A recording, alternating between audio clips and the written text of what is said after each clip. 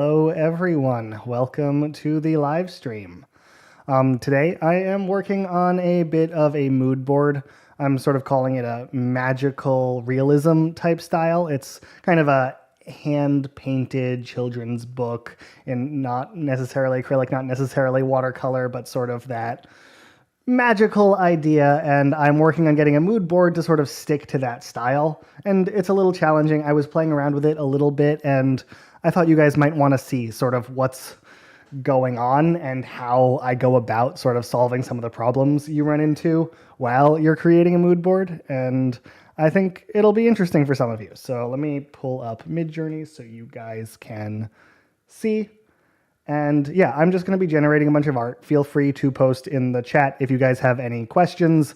And for anyone in the future, thank you so much for watching. And I hope you enjoy this and maybe learn something. I think there's a lot of exciting things we're going to be working on today. So yeah, you can sort of see that I'm narrowing in a little bit onto a style now.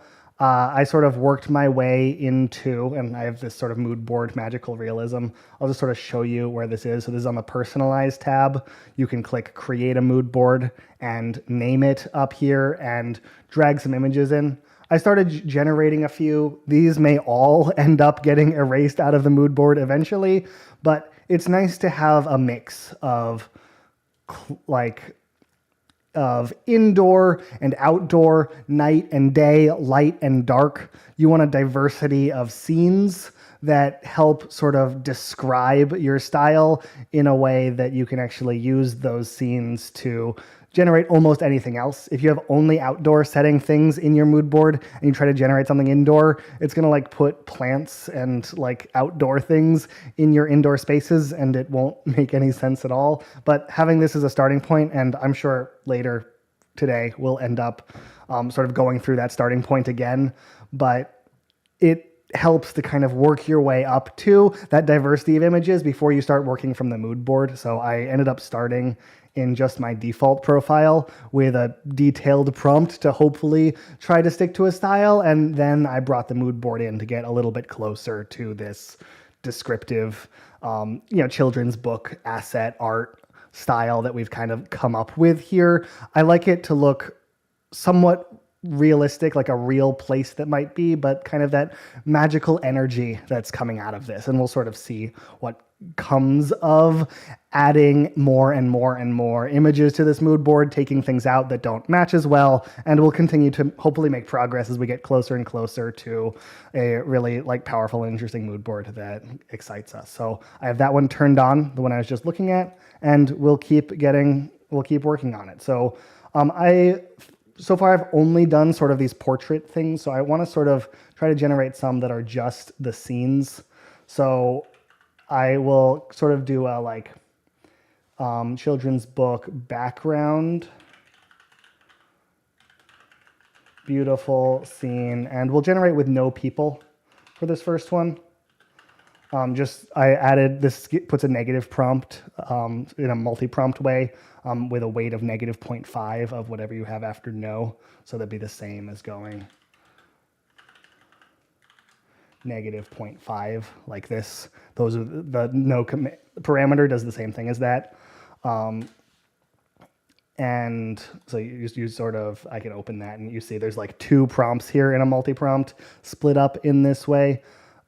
Which this just gives me a little bit of flexibility while I want to generate the scenes, whereas Midjourney's mood board would have sort of added people into this, even though I was like, hey, I just described a scene. So I sort of said autumn in here, or fall, and let's just do a parameter to sort of generate enough images to kind of get an idea of what this is currently happening. Again, you sort of see this line between, these don't really line up perfectly, and you want to get the style a little bit more accurate every time, right? It's like, hey, this is very flat and this is very textured. And so I see without my negative prompt, like it stars people, you have sort of a background scene, but there's just so much going on. I did notice, and I like to call it out during live streams, we just hit 3 likes on the live stream. I appreciate you all for showing up and liking the video. It helps us out in the algorithm, helps people find us today. And yeah, feel free to ask any questions in the chat if you guys have anything that doesn't make sense, or if I'm going too fast. I know I talk fast and show things quickly sometimes, so feel free to let me know that you want me to slow down. But I'm going to add a parameter, or sorry, I'm going to add a permutation here and just say, just get a day, night, winter, spring, summer, and fall. Here, I'm just trying to get a nice diversity of what is currently generating out of the mood board, and hopefully we can pick a series of images off of this, kind of get things. I do want to add my negative prompt back in, so I'll just say no people here, and I'll get rid of this stuff that just ended up in here from the last thing I did. So those permutations just generated all the different things, so winter, spring, day, night, summer, fall, so that I can sort of get the sense of, hey, here are all of the just background scenes that are coming out of this, kind of looking at these, just like I was showing and seeing. I have some that seem to match the style and some that don't. And this feels like the more of the style of realism that I like. So I'm going to kind of go through and pick out of here. This feels just about exactly right. It's sort of that magical painted, nice and bright and interesting asset type color, but also textured in a very nice and realistic way. Obviously, this is starring deer, and I really just wanted backgrounds, but it's a beautiful little scene here. I'm not sure it's quite right. The person in this one. That's a nice thing. It's just textured enough. I think I would have maybe liked to see a little bit more speckle in this snow, or like to kind of get that sparkle energy. But I think it's a good sense. And yeah, I think I like these more than something that's like flat like this. So I think I'm going to take this one here. I think that's sort of my realism type style that I have. Oh, we just hit 5 likes. Thank you guys so much for liking the video. Again, helps us so much. Yeah, this is cool. I think, let me go ahead and add a few of these into the mood board to continue sort of growing where we started. So I'll upload, and I'm just putting things from my downloads. These 4 things that I've downloaded, I'll just toss into here. I hope you can see that happening. And so once those upload, they're in my mood board basically immediately. I don't know if the code changes, but that's sort of how that came about. Another really well textured one. Or did we look at this already? Yeah, there's some nice ones here. Okay, cool. So we have a number of these. So what's nice is the more we have in here, the less you sort of need to describe the style, right? So if you said dog jumping over a river, we're not describing this as sort of a children's book page. We're not calling it that magical realism, but the mood board is there, and it should be guiding the style to a certain extent.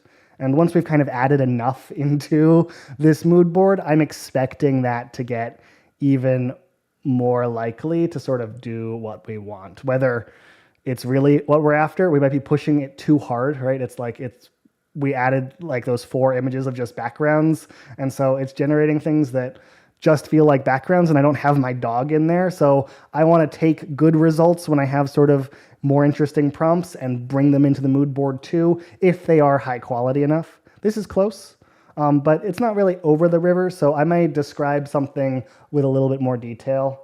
So dog jumping from one side of a stream to another, just to kind of get that moving, like, hey, I want it to start on one side and go towards the other side. And this is a lot closer to kind of what I'm after, but still not the style I have. Let me remix this, or yeah, let me vary this subtle once and strong twice, or subtle and strong twice, just to kind of get a few more in here slowly. I just found your channel today. You're a gem. Oh, that's so sweet. Thank you. It's cool that people keep finding me. It's like, you know, I've been making this stuff for a while, but it's awesome. Am I ready for Midjourney version 7? I want to play with it so badly. They've said really exciting things about it. And it seems like there's going to be a version of version 7 that's like super fast, almost real-time generation. And I think that's going to be really cool because you can like have an idea and then immediately see as you're typing potentially what changes as you're like typing a new prompt, which sounds very, very cool. And obviously I'm excited about higher quality. That'll be awesome. So here we've now actually gotten a few that are in style. So these were just remixes on sort of that bad one, but it had sort of the right composition. And some of them are a little silly, but this one has that energy that I like. I think I may crop down on it here and show this stuff instead of having so much blur, because I don't really want that.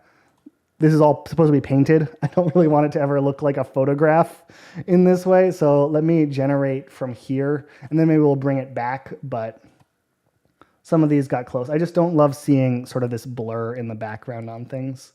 How about you guys? Are you guys excited for Midjourney version 7?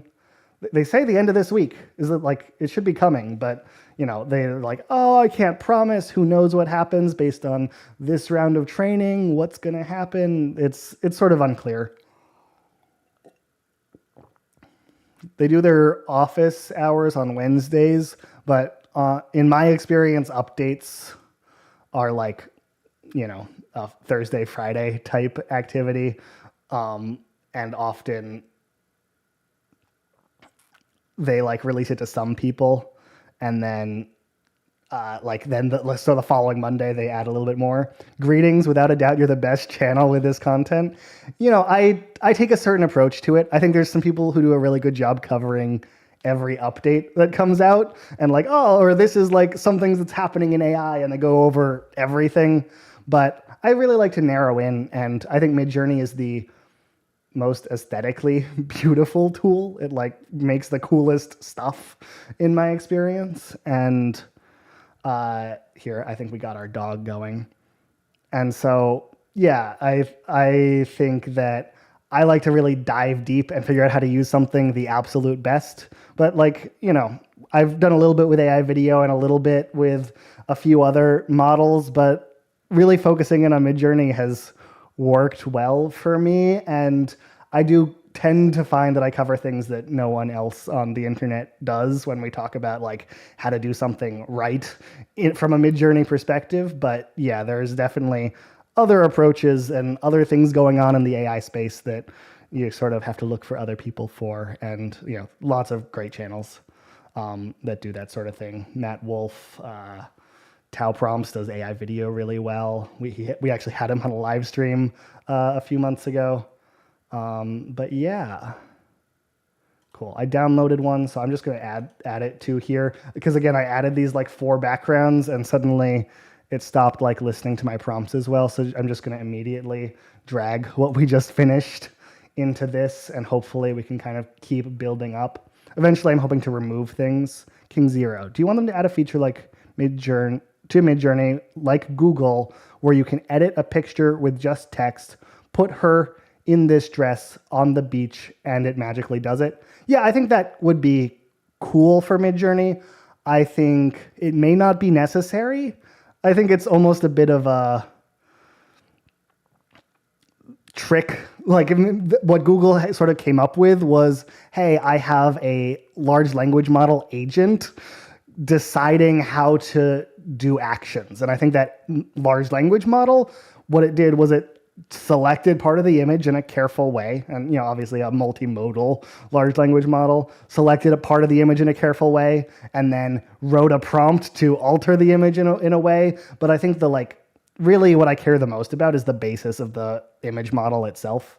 I think how high quality are the images when you go after it, and like whether their large language model writes a prompt or I write a prompt or, you know, you go to ChatGPT to write a prompt to come back to a thing doesn't really matter to me too much. It's just sort of like how good an image can we get out of it and how does that end up working? It's like just get a few more ideas onto the board here. So let's say boy playing with a yo-yo. I always like to see like a pirate on a ship. How is it doing pirate at the moment? I'm sort of staying in the like real and non-sci-fi. We could try sort of an alien wandering the streets, but I'm not sure we'll end up adding any of those to the mood board itself because it's like I'd sort of like to stay in kind of a real world. Yeah, so these are reasonable pirates, but it's probably not gruffy and intriguing enough. And what's it doing with aliens now? So it's sort of putting them in a real space. I kind of like that the mood board is sort of staying in that realm, but also willing to make it feel a little bit sci-fi and interesting. But it's like, here we are on Earth. This is obviously not a great alien that Midjourney has come up with here.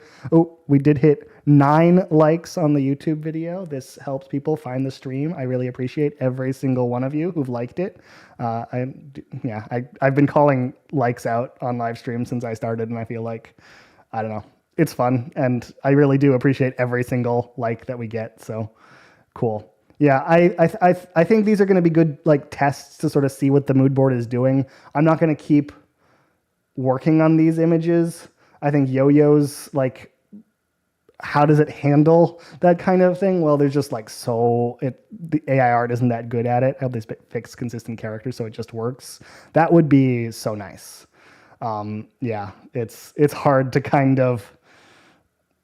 No AI model has really figured it out. I think like Laura is a solution to kind of get in, but they tend to overtrain. SREF, okay, there's some great SREF sites out there. I paid $30 for a lifetime membership. Great way to get quick style references. This and Moodboards are what makes Midjourney #1.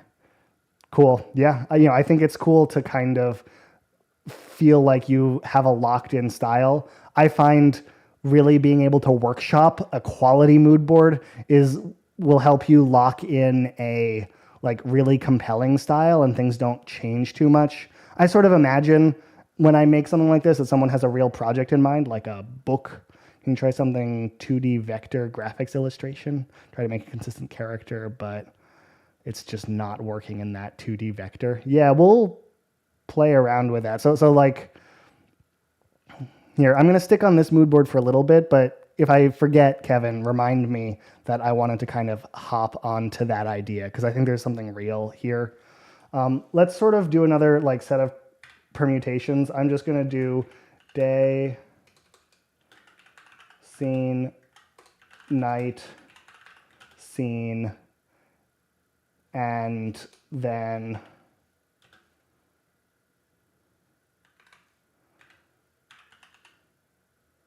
boy playing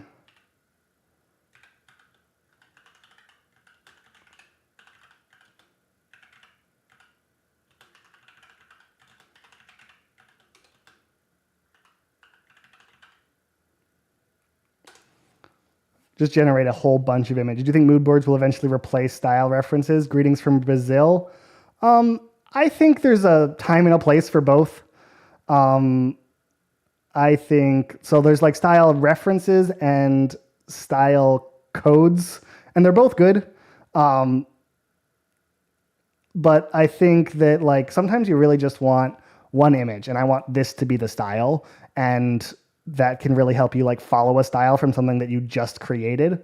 But a mood board is really to resolve the, hey, I'm trying to change not just like what I'm looking at, but also the colors and the vibe of the scene. But I want to be able to stay in sort of the same world. And I was talking about this a second ago. It's like, it's so nice if you're working on a book, a children's book, for example, and you want to illustrate it, to be able to like make one scene and feel like the paint strokes on the second scene you make are the same. But you also want page by page to be able to make whatever you want.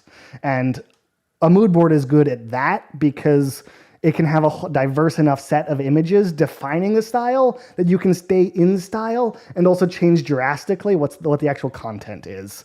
And that's less true if you're just like using this SREF feature to kind of get it to happen, where it just sort of, it keeps maybe line weight and variation, but also it really like focuses on color and, you know, things in the atmosphere of here to like, hey, this is the scene. And it's hard to get the style reference of this in a, and I'll turn off the mood board for a second just so you can sort of see the difference here. But it's like, hey, this is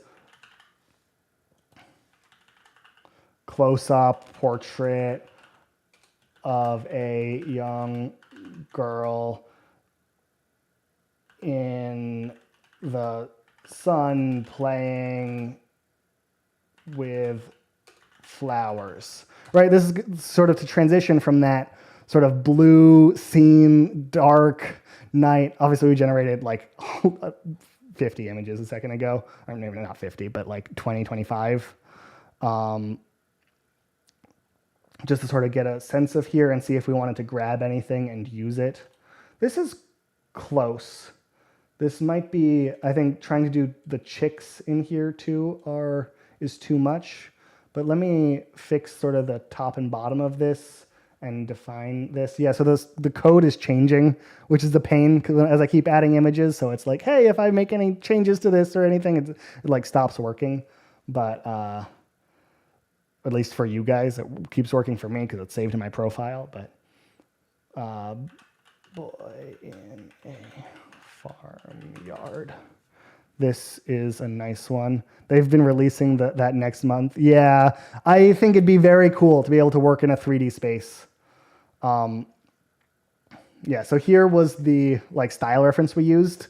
And I was like, hey, girl in the sun playing with flowers. And instead of like using this style and like, oh, this is painted, this is this, this is this, this is this, it just took this idea and then grabbed colors from this image and used those colors instead of really falling into the SREF of it. Whereas a mood board lets you take the essence of a style and learn about it from a collection of like 100 images, lets you add 99 to a mood board, and then apply that to whatever scene it is that you're generating. I still like this image. Hope we can fix the hands, and I don't want it to add nonsense into the thing. I don't like any blur because that makes it feel like it's a lens thing. So it's like, I got to clean this up a little bit. I'm going to get rid of this stuff in here. I want this to be a better door. And I don't think I need to describe this any better. I just think Midjourney needs to be smarter and get lucky. So, but yeah, that's my little rant on SREF. It's helpful if you also have a good prompt and you're also describing the style and you like the color palette and what's going on. Otherwise, it's worth kind of getting a mood board to do whatever it is you want. And I know it's trying to get him to do something. This is fine. It's a little unclear what it is he's doing, but his hand is so big. Yeah, holding an egg. I don't hate that. Oh my God. We jumped up to 17 likes on the video. 17 viewers, 17 likes. Hey, I appreciate every single one of you. Every like on the video matters, and it's so nice. It's so awesome to have you guys here. Yeah. So let's, what? Why is there just a corner out of this? I hadn't noticed that yet. Midjourney, why would you do that?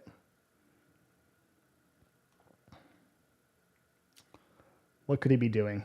Let's like dipping his hands into a bowl of water because he needs to be doing something, otherwise nothing's gonna happen here. So yeah, boy in farmyard dipping his hands into a bowl of water. There we go. It's also fun to see how you're making like hearts show up on the screen there on chat. Thank you. It feels so cool. It's like YouTube is throwing hearts at me. Someone must be clicking that. That's fun. All right. So at least that's like something to be doing that Midjourney can get right instead of just like guessing something and going crazy. I think this is pretty reasonable. Midjourney puts big black bars on top and bottom. Yeah, but I erased the big black bars and then I generated again. And then there was still a corner that I didn't notice that was just like cut out of it. I've never seen that before. That was a little wild. But yeah, I think it would be nice if like you chose an aspect ratio. Don't let there be wasted negative space. Just like changing the aspect ratio than the one you selected. There's like no need for that. But you can imagine how in so much of their training data, images just have those. And so it's like, oh, that's a screenshot. Oh, that's this. And those black bars are in there. And it's hard to get rid of, but hopefully they can figure something out for version 7. That would be very cool. So yeah, I think we got here with this particular image. Let's add him to the mood board as well. Let me delete this. There's so many AI art sites. Another one dropped this month. Looks amazing. It's like runways and can do top-end graphic design and cinematic. Is absolute fantastic. Cool. Yeah, I think there are a lot of cool models being created. Most of them are like built on the foundation of existing technology, and then like other things come in and they like, oh, I have one new idea that I can use to like make this existing technology even better. And I've been playing with Reeve. It's God tier. I have not seen Reeve. That sounds cool. If that's the one you were talking about, Armand Tans. Yeah, I'm interested to see which one does really high quality, like top end graphic design and cinematic really well. Is that a video or an image model?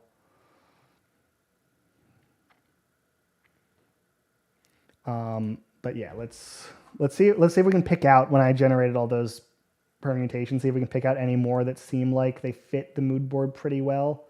I like this dark. I think the black texturing is too much, so we didn't quite get there with that one. It's hard to do nighttime in the sort of like magical way that I want to see, but this one's not bad. This is like, I like the shading better. I was trying to find the name.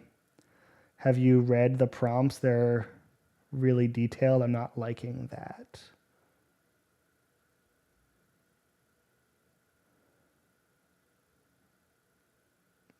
Oh, you might be talking to King Zero there, not asking me. I read the prompts. Yeah, you know, I think it's nice when short prompts can do cool things, and that's one of the things I love about Midjourney mood boards is if you define the style really well, you don't need to describe very much, and you can sort of like just flow, have an idea, and generate it. Obviously, if you need to like lock in on a style and get it right, you need to describe quite a bit more.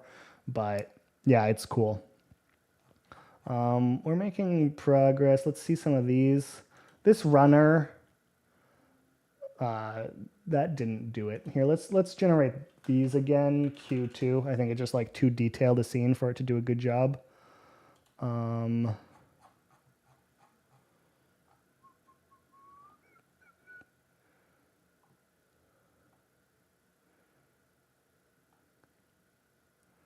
Yeah, I like this sort of vibe. Man, one, like obviously I don't think this fits the style, so I think we can be more specific with a prompt and kind of pull something out of this that we like. Man wandering through the streets by a brick wall. I've been using Midjourney for years now and still get terrible results. They always have distorted faces, hands, etc. Yeah, so when things are generating at this distance, that's going to happen a lot. I talk about it in terms of like prominence. Oh, I turned off my mood board. Hang on.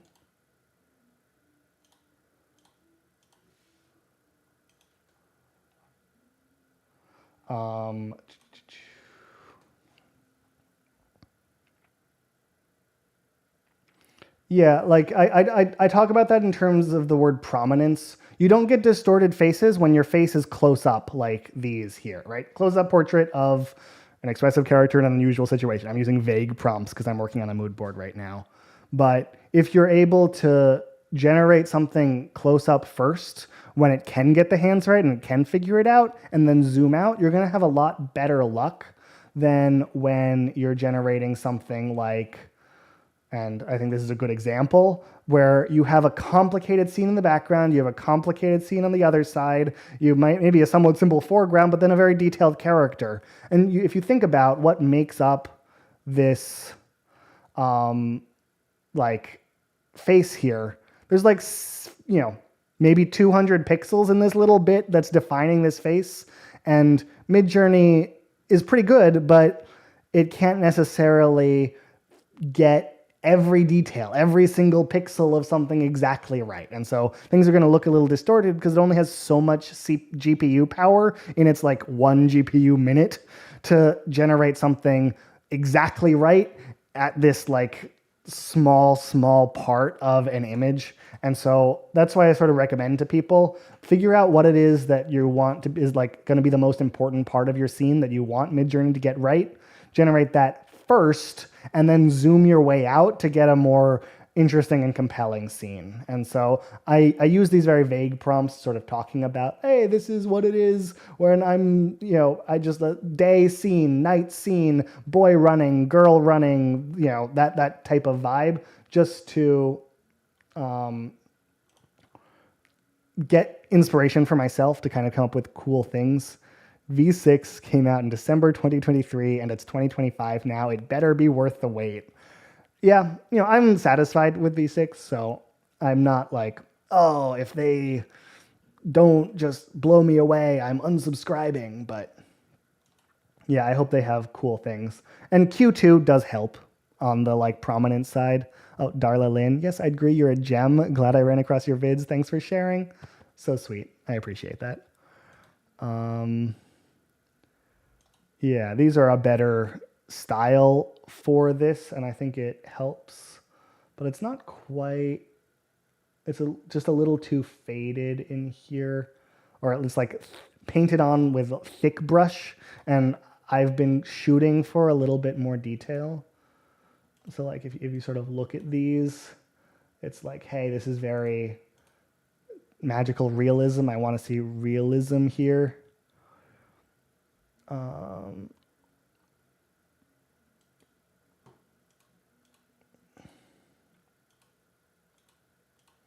I need to remind myself of the style so I don't like take things I don't like. This actually isn't bad, but the line work is just too much like, oh, that's a line. You need to stare at the line to make this happen. So I think we can do better.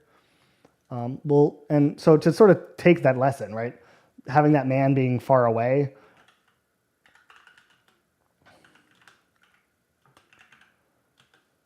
close up on a man wandering through the streets by a brick wall.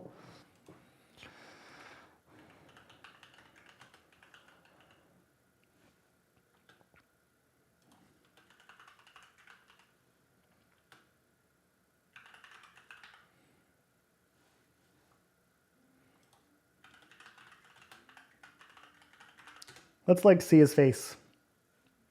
It obviously, like, these are better, I think, getting closer. The detail is just more visible, but let's see someone's face and then kind of work from there. This is not doing it. Let's turn up stylize just a little bit and rerun this.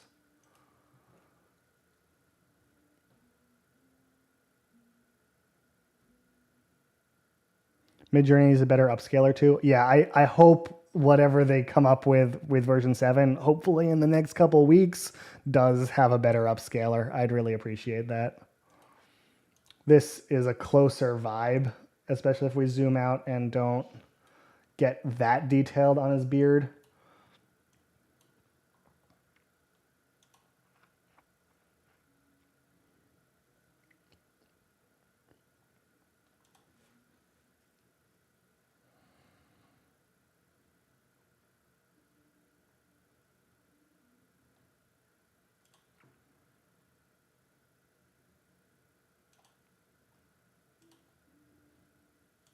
Just generating some variations on this because that's not where a hand would be in that scene.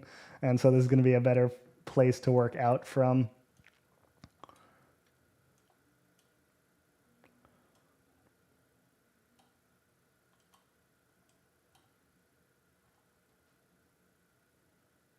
And obviously it doesn't really look like he is wandering through the streets, so I'm going to say sitting on a bench.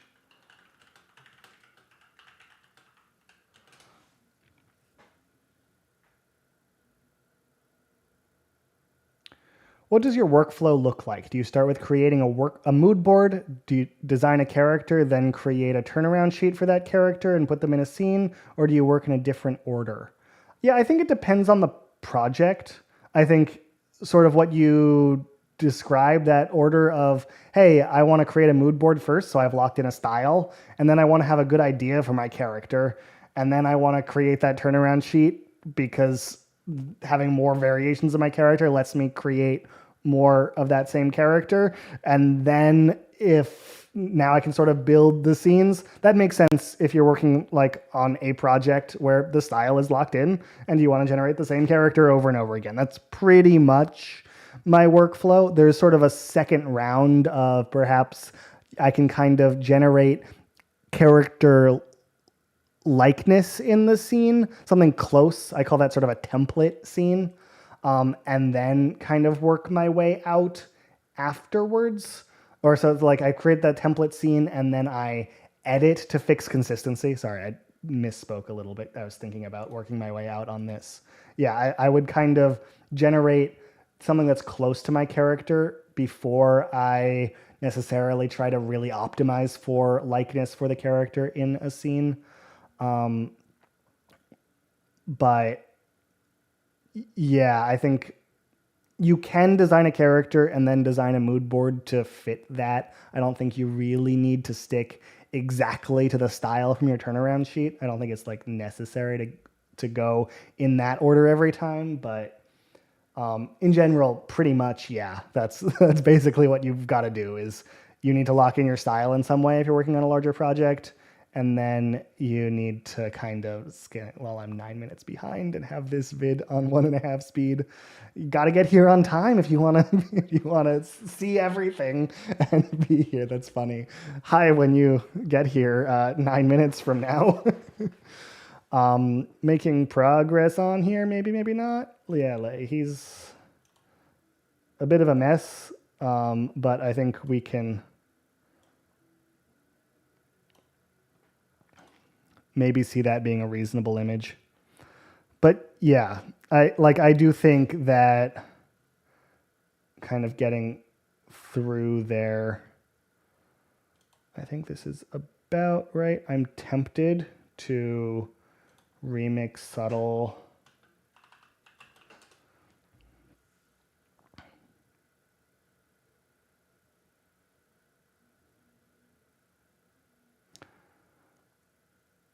The technique where you started zoomed out and then out painted using the editor and get it to perfect a pose, like when I created the hands holding gold down there. Yeah, it's a lot of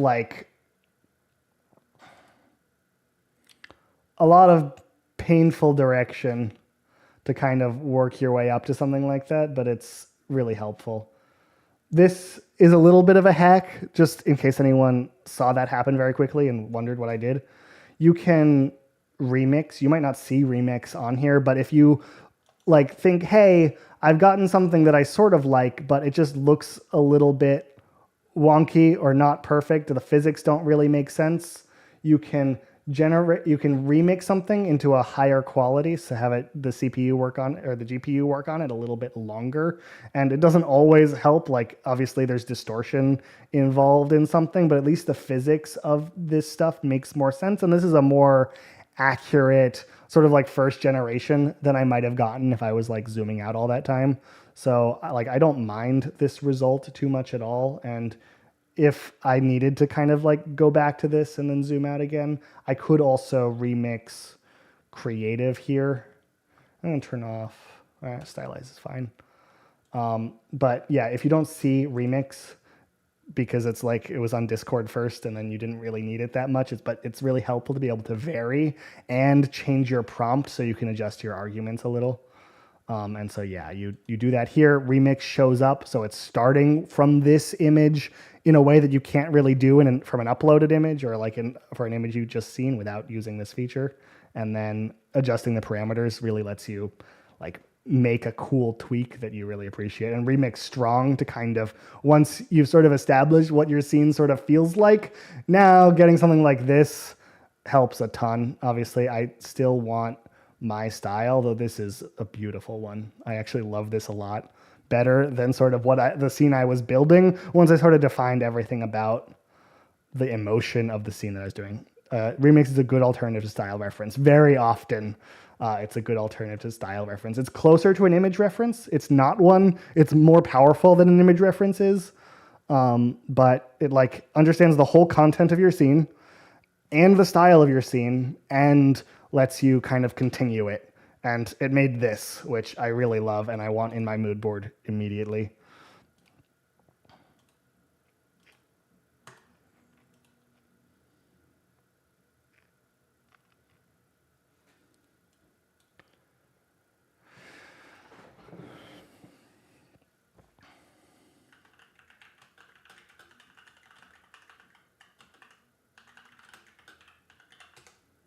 Let's see if we can keep that like flow. Oh, I didn't mean to have a remix on there, but actually it sort of gives you an idea that like, hey, you can really kind of take the style from something, work through it, and kind of here, go back into my create tab, grab this prompt, and keep my aspect ratio because that messes with things. But you can like keep the kind of energy and vibe that you had been developing in a different image and then apply it to something else. And we may keep a certain amount of style and energy that I really liked from that image, and maybe we can get something that I like. I'm not sure this is really the perfect example here. You really shouldn't remix something too far away from where you were, but it does help. Let's see. Yeah, none of these are really it.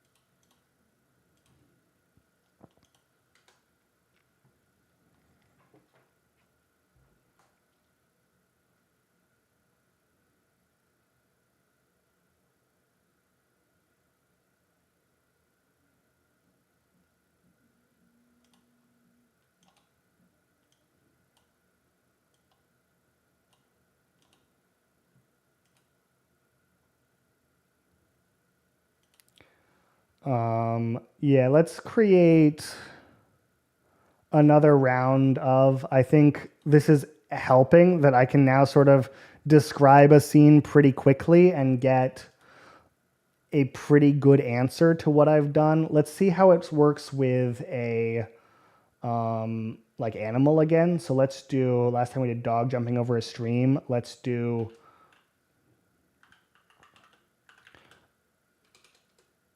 tiger behind a glass wall at a zoo, right? So this is sort of a little bit out of scope of the images I've generated so far. And if my mood board is starting to get close to what I'm after, that means with an image like this, that means it's complete, or, you know, getting to be complete because it's sort of gone beyond what I've shown it how to do. And I would say maybe 1 out of 3 of these is sufficient, but it's not really following the prompt. And that's what I see in mood boards that aren't diverse enough is, depending on what you write, it doesn't really listen to the prompt you gave it, and then you have issues. So to kind of like set it up this way, like, hey, I like this sort of tiger behind a glass wall at the zoo, and I can sort of clean this up a little bit so that it's like, oh, I sort of want grass in front, and then the tiger behind. I don't think it should really be just like a regular old window, but this will get us pretty close. Use other AI sites? Yeah, there's a few I use. I've been using Minimax or Hailuo AI recently. I obviously use ChatGPT a ton, but I am subscribed to, I bought a year of open art a while ago because I was playing with Laura, but I don't use it that much, so I probably won't do it again next year unless something like comes out of sort of these stable diffusion models that are really that really impress me. So here I sort of lost my, hey, this is glass vibe. So I may keep this for a little bit while I zoom out so that it really feels like he's behind the window more, and then generate again. But I may remove this, kind of keep playing with it. Because I really want it to feel like, hey, you're like watching this animal at the zoo. And now I like this better. I just want more glass on this scene.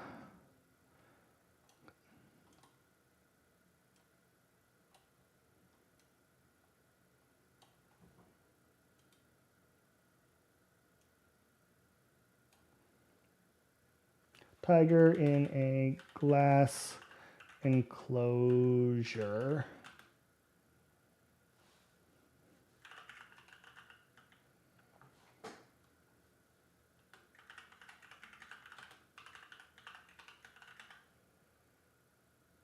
Beautiful, showcasing reflections. I think if the style can sort of handle reflections a little bit, it may help do something here, because I'm not really seeing glass in this part, but maybe if I generate more, we'll start to get something that feels a little bit more so. So in here, we sort of have a little bit more interesting like glass shapes, and now let me sort of erase more of this and see if Midjourney can come up with how this may work in this scene in a more interesting way. So let's sort of vibe this so that it is still sort of glass again. And I'm hoping this will kind of solve this for my mood board so it really looks and feels like glass and fits kind of the reflections and enclosure energy.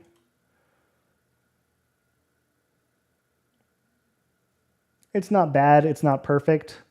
I will take this for now, add it to my mood board and see if we can do any better. I think I have a couple to put in here this time. 1, 2. Cool. Continuing to get it to grow.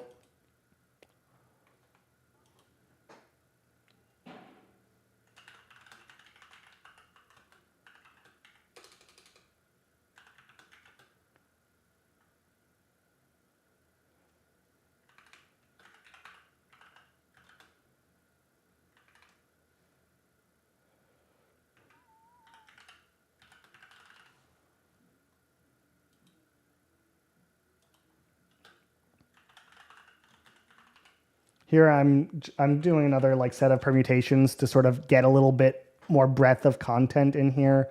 Young character, I wanted to feel more children's book. I think starring young people is a nice trait, a common trait of children's books, and I think will help the mood board sort of lean in that direction more often. So young character, and I'll just say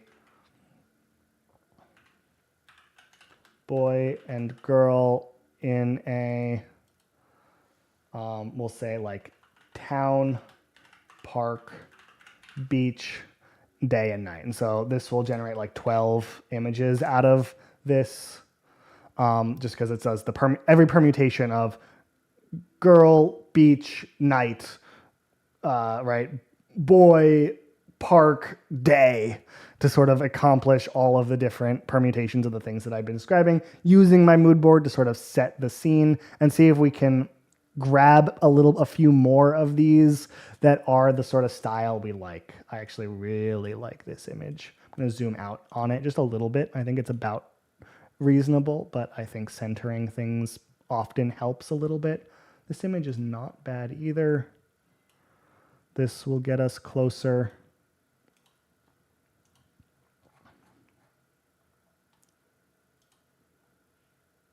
I think I can take that one straight off.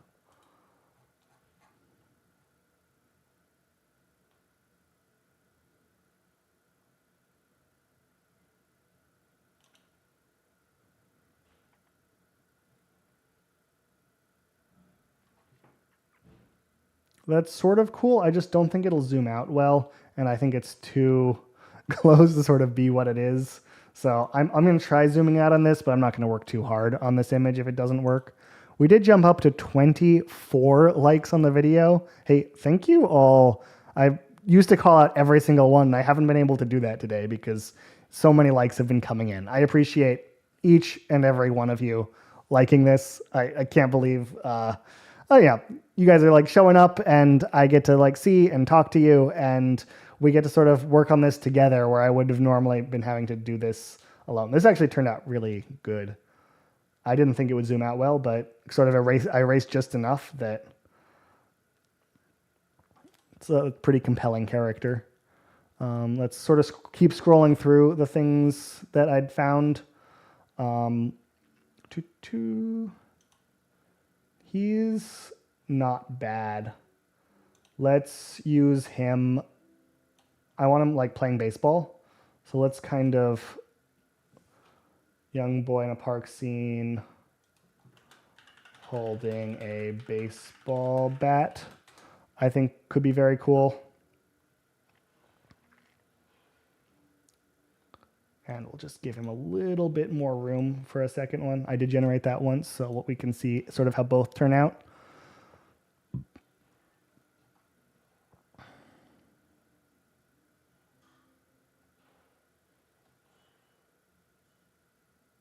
When in painting, do you describe the whole picture or the section that you just painted? Always baffled me. Yeah, it's a little bit of both. And here's how I describe it, because it's sort of counterintuitive. You are describing your whole scene, but only so far as it's compatible with the parts you didn't erase. And then you want to give, as in your prompt, as much of a focus to the part that's changing as you can get away with. And sort of what that means in practice when I'm sort of in painting is if I, for example, and I'm not actually going to do this because like it doesn't really fit what we have going on, but if like I wanted this guy to like, or if I want this forest behind him to start to seem on fire, it like wouldn't love doing that, right? Because this just looks like a forest. I can't really erase enough for that to make sense. And it's tough. And so the way to sort of like make that happen in a scene, right? You'd love to be just as simple as like, hey, I've sort of erased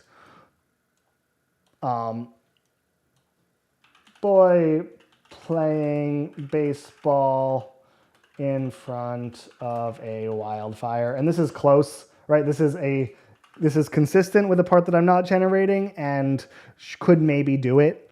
But what I try to do is to focus on get a lot of detail into the like wildfire itself, right? And then just sort of mention offhand that there's a guy playing baseball around. And that's sort of, it's subtle, but doing that like and this worked actually surprisingly well for that, but this did actually still like match what I explained to do.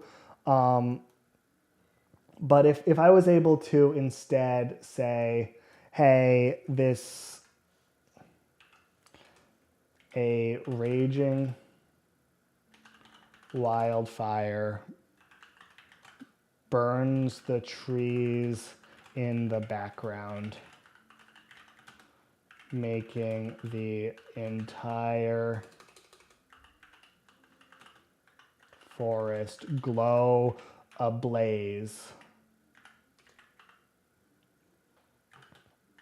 while a kid plays baseball. You're going to have a much higher quality result. Obviously, I need to erase some still.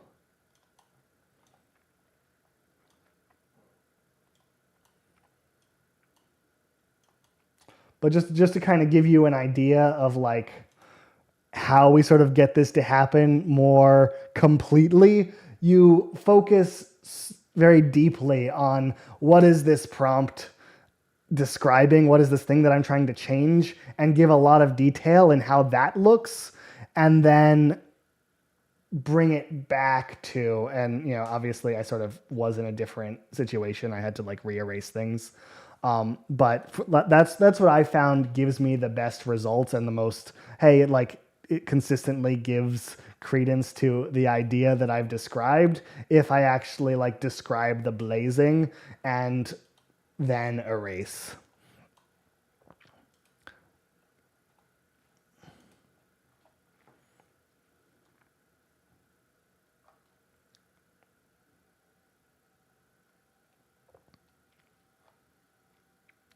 But yeah, it can be tough, and I want to come back to where did I leave off with this, where I wanted it to be.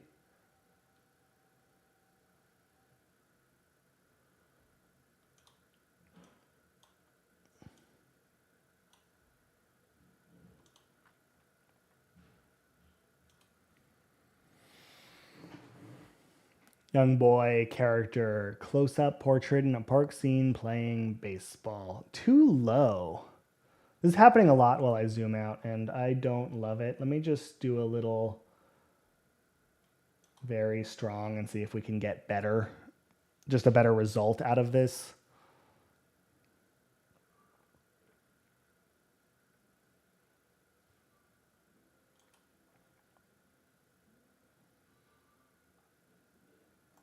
Yeah, these are just not as good. Here, let me remix with a quality.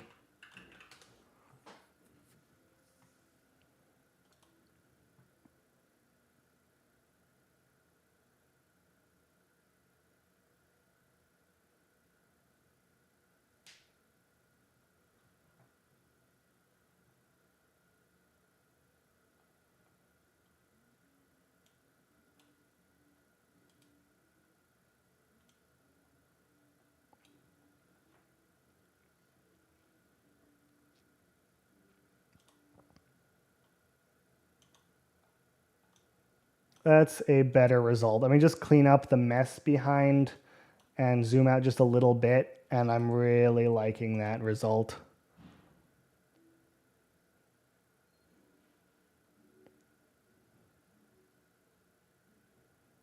Fire, fire, fire, fire. Yeah, it's really coming out. Everything's burning. I don't know how far ago you actually sent that, but yeah, we created a bunch of fire. And yeah, that's a pretty reasonable description. But in general, when I'm in painting, I tend to in paint in a way that's compatible with the prompt that I already wrote. And often I just don't even change the prompt, partly because it's a certain amount of work, and partly because the image itself that I'm erasing is doing a certain amount of the heavy lifting when it comes to how does the actual like final result come out.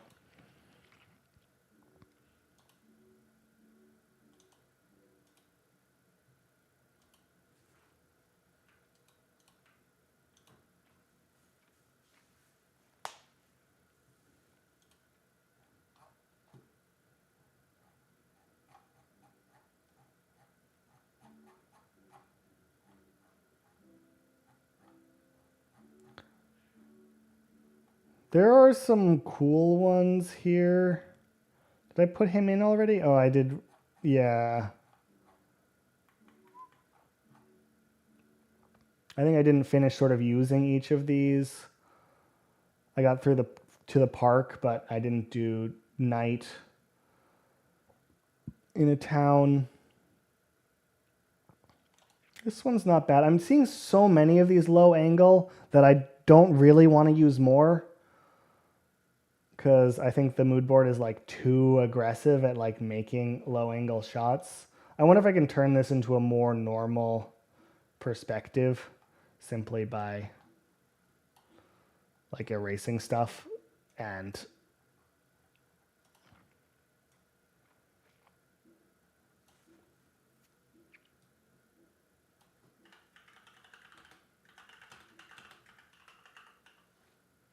the angle is pretty locked in though. I'm not sure I'll resolve it.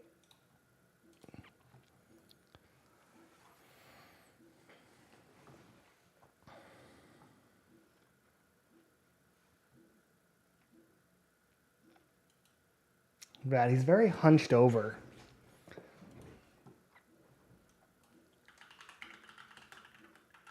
Let's see if we can generate a straight on view of just a few characters that we can then pull out on and hopefully get a better result that way, so that we can have just a few more different types of angles than just this like low angle looking up at that. I think the mood board style that we're building is like really filling and fleshing out. Straight on view of a, we'll do in winter. Here, in winter at night. Let's see how that kind of does.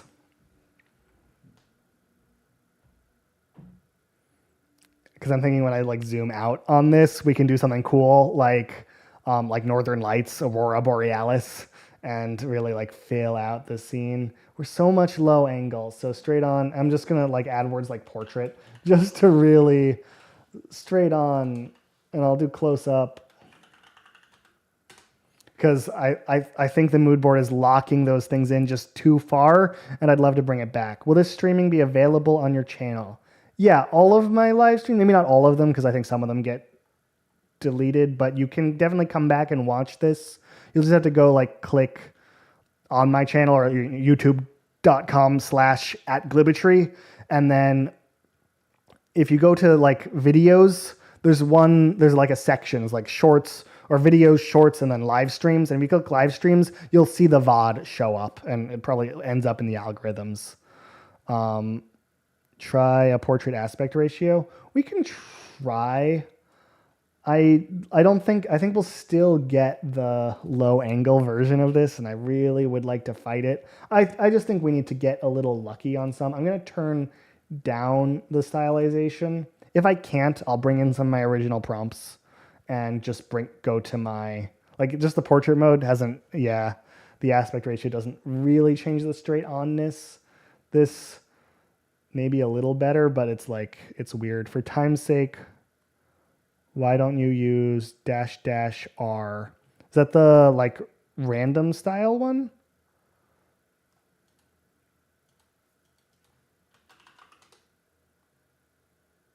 Oh yeah, repeat. Sometimes what I've been doing is just doing permutation, just so I can have more variation when I'm generating a lot. So if I'm trying to get a ton here, we can sort of try some things. But yeah, if I wanted to generate a few, which I guess I was just doing, I could definitely, I tend to write out repeat like a crazy person, but yeah, I could repeat 3 of these and generate more. But I often don't when I'm not sure it's going to work, because, well,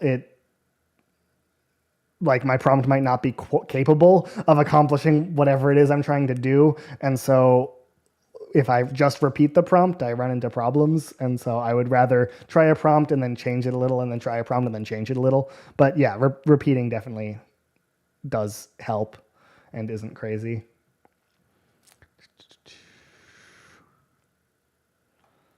Sorry, I would have thought --R was the random style one. I'm glad it's repeat though. That's nice.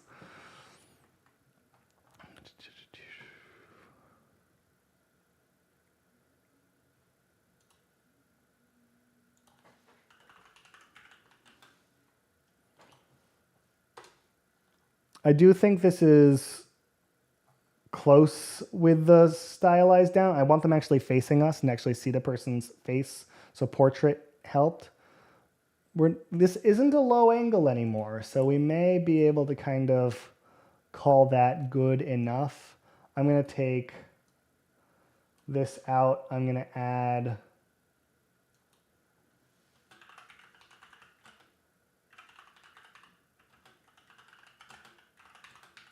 beautiful northern lights over his head. Thank you for everything that you're doing. It's incredibly useful, challenging, and always to the point. I appreciate that. Yeah, it's like, this is deceptively complicated stuff when we talk about it on YouTube.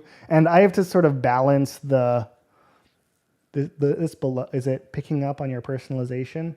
No, it's literally the mood board. So the thing that's happening is I've just uploaded enough of these that seem to be in that kind of unusual angle, and I probably like them. Right? It's like I look at this and it's like, oh, that looks cool. It's a little interesting, a little fun. I just need a mix of them for the mood board to be good enough. And so it's like, oh, I'm looking up at this guy. I'm looking up at this girl on the bike, and I'm looking up at this guy who's sitting on the ground. If I'm looking up at everybody, then how do I sort of have like enough that it's like even like here, here, I'm like looking up at every single portrait in here. And so I just need enough in the mood board where it's not really happening anymore.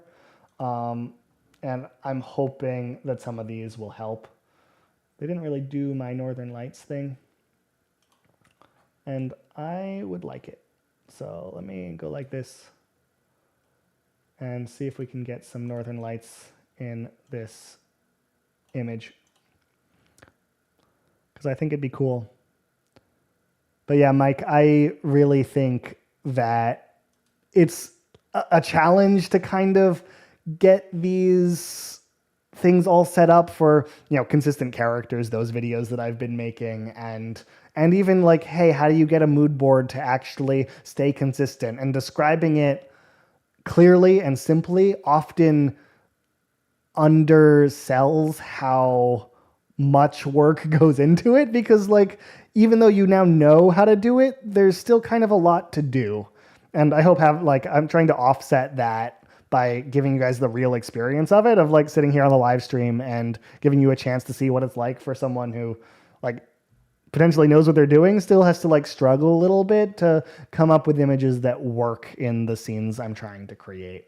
I think this ended up working out fairly well. I've got my Northern Lights, and it's now a pretty cool image. I will add it into here and sort of continue like building these up, but I think there's still more to do, and I want kind of more of these somewhat straight on faces. And like normally the normal styles, and I get what you mean, Armin, that it's like bizarre, because typically Midjourney loves to give you the straight on portraits. And I could definitely turn off my mood board temporarily to try to create more, but yeah, all art is a struggle. There's truth to that, right? It's like, hey, you work towards something, and if you're willing to work at it long enough and you have an idea in your head and you can kind of like piece things together and you sort of know what you're doing, you can do it. AI art is obviously different than painting something, but there's some truth to, hey, someone sees someone else do it and they're like, wow, that's so easy. They're just typing words.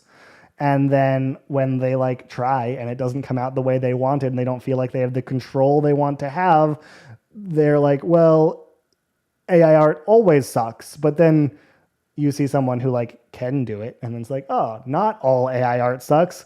My AI art sucks. What happened there? And it's sort of funky to kind of like go through the same trajectory of like watching, yeah. Mood board picks up style and angles. Anything else? Yeah, so it doesn't seem to pick up character information. So like if something gets locked in by SREF, like the shape of a face, someone's, like even I think like gender or eye color, or I think it does pick up costume pieces to a certain degree. I feel like if you get like time period, it will sort of stick to that time period. That's sort of why I'm kind of magical realism. I'm sort of sticking in a regular modern day world for all these images that I'm generating, because I think that will let the mood board be more effective. And maybe we'll try to branch out to like, oh, this is back in the day, this is old timey, but like even, and I said I'd test with this again, and I will, like, hey, if I do pirate, what is the experience? And I want to turn off this, just sort of go to here. Pirate in with my magical realism thing, and I'll give him a scene, right? Pirate on a ship or something. Obviously, it'll come up with that, but it'll have trouble sort of going back to a time period that doesn't really match. Pirate is a pretty compelling prompt in terms of like, hey, it can kind of get there. But if I say like businessman in this mood board, and I had another mood board that like was very fantasy, old-timey, medieval. Like all these businessmen are modern, whereas the businessman that might come out of a mood board that you sort of like went in that direction for would probably end up being like a rich merchant in that world, because it like the style lets it interpret other things differently. And I think it's subtle, but time period does sort of apply to what the mood board is thinking about. Pirate, like a token that describes a time period, does help too. I create an unstylized image with the composition I want and use it as an image ref to the mood board or retexture feature to get the final look I want. Yeah, that's probably, if you have a unstylized version that you want to bring into the style, retexture I think is going to be your best bet at the moment. Of like, okay, if I want to take, for example, right, this guy, and maybe I build him out and I was like, oh, actually I want him to be here, but I want to bring him into my like mood board, and obviously he's a photograph. I would definitely take the photograph I got to the full editor, right? So I go editor, open in full editor, and retexture. Again, not everyone has this, but if you're willing to sort of, if you have a mood board that you like and basically, hey, hand painted pirate on a ship, and my mood board is in place, submit retexture is probably the best way to do a style transfer, but keep the scene that you've created. An image ref, I find, and we can kind of, once this is generated, I don't want to lose it as I sort of show this off.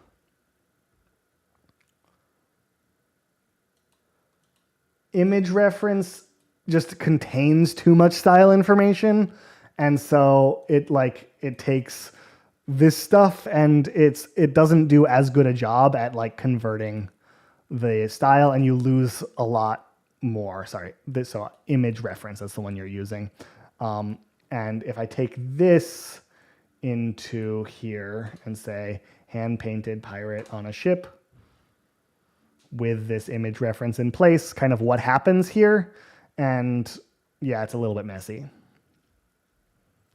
We'll find out. I obviously have not done this exact prompt before, but it gives you an idea. I want this on too, so let's keep the stylization up to really do justice to how well it can do with this. I should be on turbo. I don't know why it's taking so long, but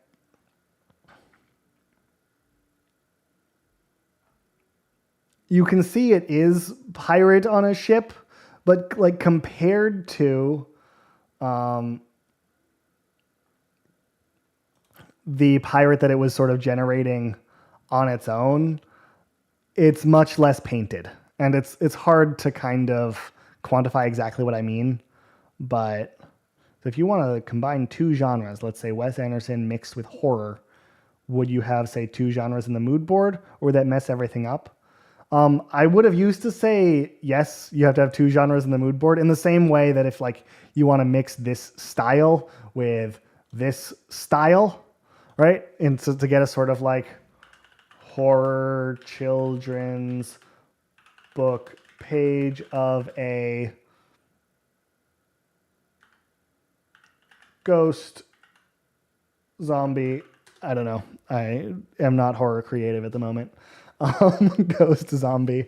But by mixing this like photographic style and this like animated style, you get some like creepy stuff, right? And it's like, okay, and probably it would be even creepier if we turned off the mood board and then used this prompt again, right? Like this stuff would be intensely worse. But again, we're like, when we use style reference, it's doing things like color picking and pull and grabbing it in and sort of like doing weirdness out of that.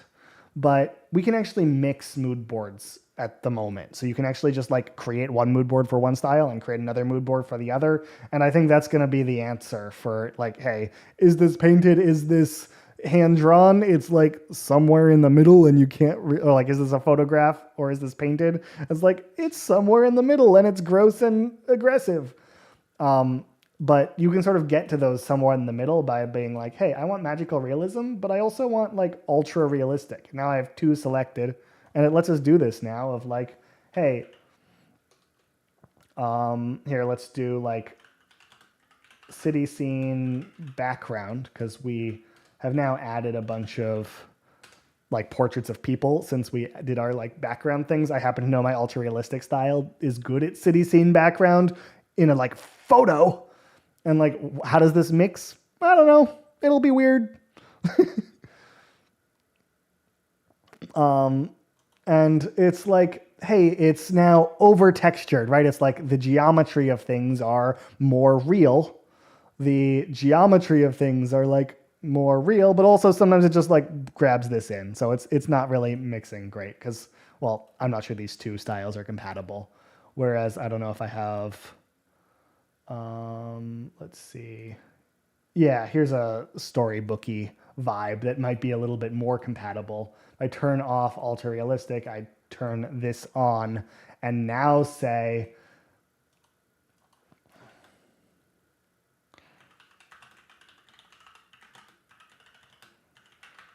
so that was full of sort of pastel colors and had very like whimsical approach, which mixes with magical realism, but isn't necessarily the same. And now these mixed mood boards, I don't know, they're probably going to do, yeah, you know, something fun and more surreal, but it's like also compared to how this mood board was very like, hey, there's a lot of movement, but it's not, things aren't that well defined as you sort of like scroll through these images. It's come up with something that just sort of works, and this one is like, hey, this is a real place and this has got to be a real place. It's kind of mixed that and brought in some colors, brought in some vibes, but also like grounded the ideas into a real place, and this starts to become like an interesting and compelling thing that isn't necessarily the same. But I would rather do this and get sometimes wonky results if the things are incompatible and like it does sort of both, than confuse a mood board and have it be inconsistent enough to just like, oh, do inconsistent things. Because sometimes that's what it learns. I feel like if you add too many images that don't mesh, it'll just like, oh, I'm willing to do anything. And that causes problems too. Well, that's a good question. It's like, it's interesting how these like interact with each other on a like sort of in a sort of concrete basis of like, oh, I have two mood boards and they're different. How do I make that happen? But where was I? I was trying to fix the angle that we were looking at our characters from. My current mood board, let's turn that one off. My current mood board, I have a lot of low angle shots. So let's see if we can get,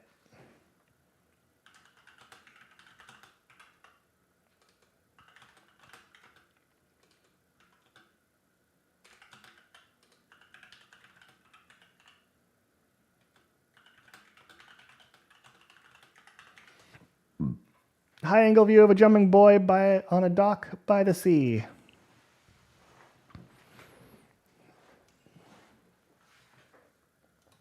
And I just need to see their face more. I've too many times I'm seeing the back of somebody. So high angle portrait view. I think portrait almost always turns characters around.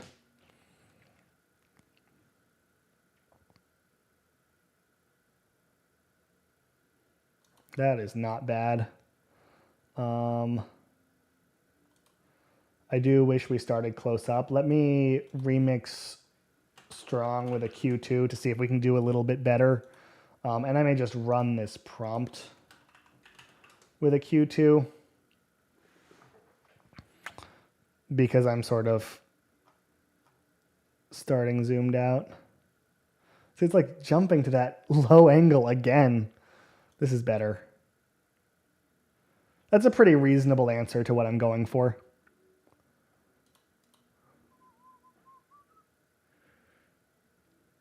All of these are low angles or just wacky. The remix did not do it for that one. I guess I could have remixed subtle because it was like fine, but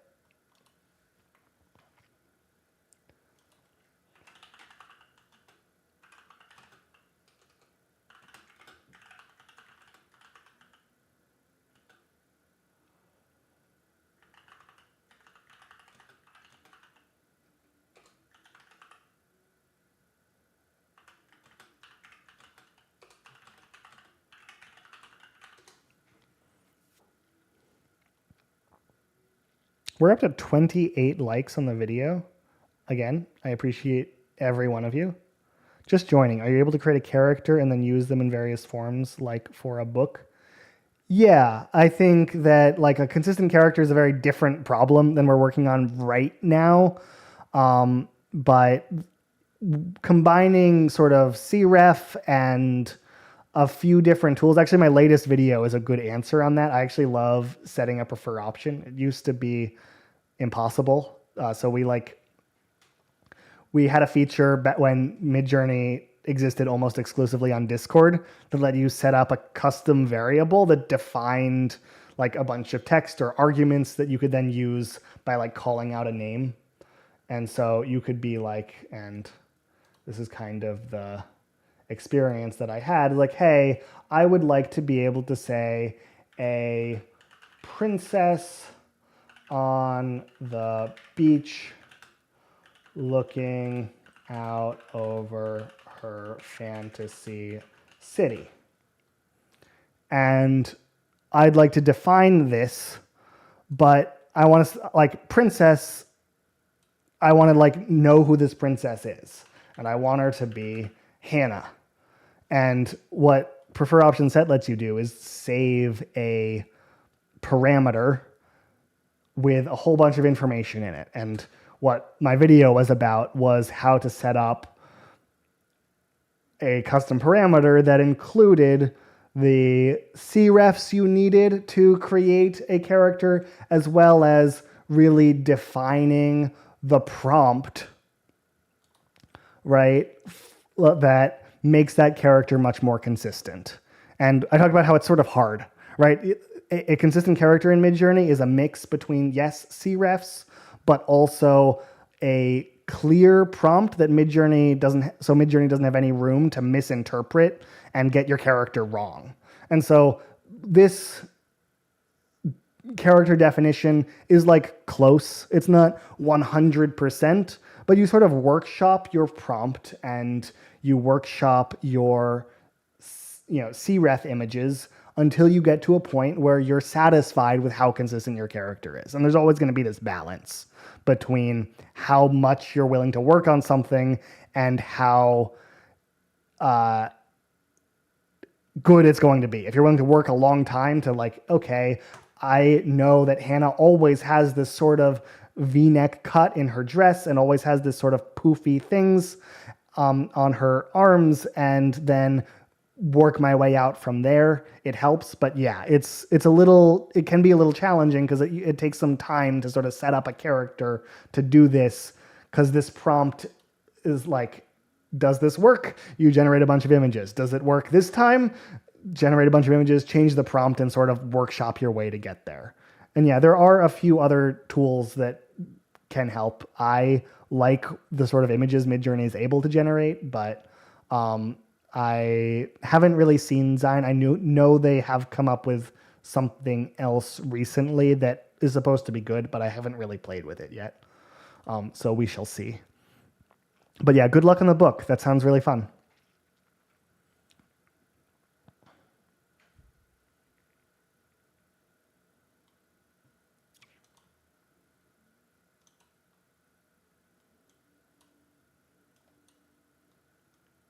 I do like this scene here.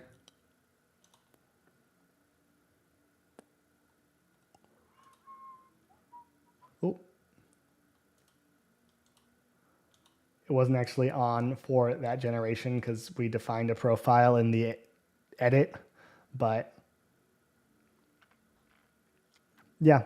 And Adam, if you end up, one of the things I say to do in the video is to create a mood board for the style of character you're trying to create. So I had a mood board that works really well for Hannah. And right now what I'm doing is creating a mood board. So if this style or this style is not really it for you, you may need to end up sort of following some of these, like, hey, I'm sort of working my way towards a mood board right now that you may want to do sort of yourself next time. And so if this video will be up on my channel, you just go to like live streams, past live streams. I think there's a playlist for that. And you can kind of like follow along sort of what we've been working on. Obviously, how long has this stream been at this point? We're hour and a half in almost, something like that. But so you may not have to watch the entire thing, skip around sort of, but getting a feel for like what building a mood board takes is a nice idea. And obviously I've been answering a lot of questions. I haven't been going like full force on how this is, but yeah, good luck.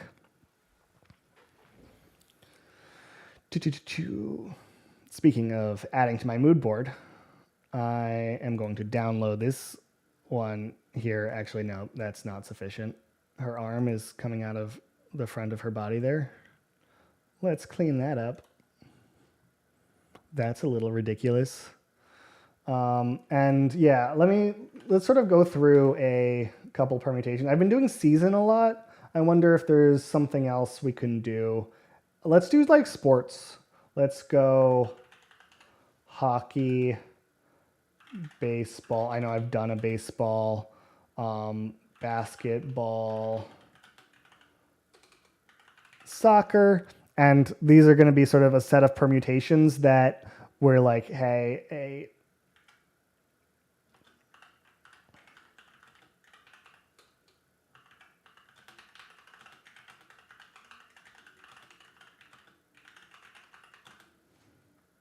engaging scene where an expressive young character plays hockey, baseball.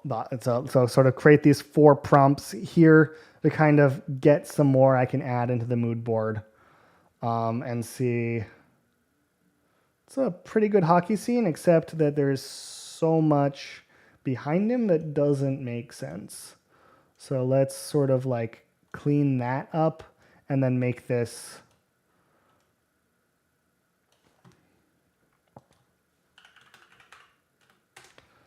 I think we've filled people out to be in a town a lot. And so the background of pretty much every scene has sort of been in a town. And I think that's a little too much. Soccer, somewhat reasonable.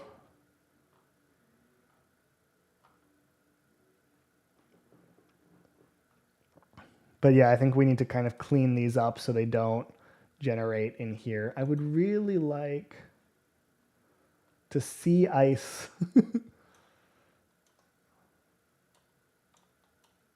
and not just snow.